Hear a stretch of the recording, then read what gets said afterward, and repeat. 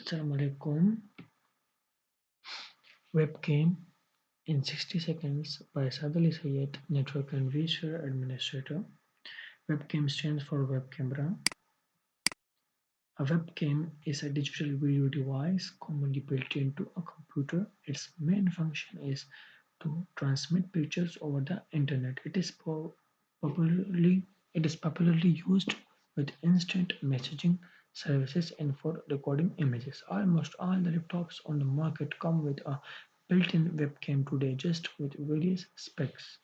Mean specifications. A webcam is a camera that connects to a computer. It captures either still pictures or motion video and with the aid of software can transmit its video on the internet in real time. The picture is of a Logitech webcam C270, an example of a webcam here. You can check it here as well.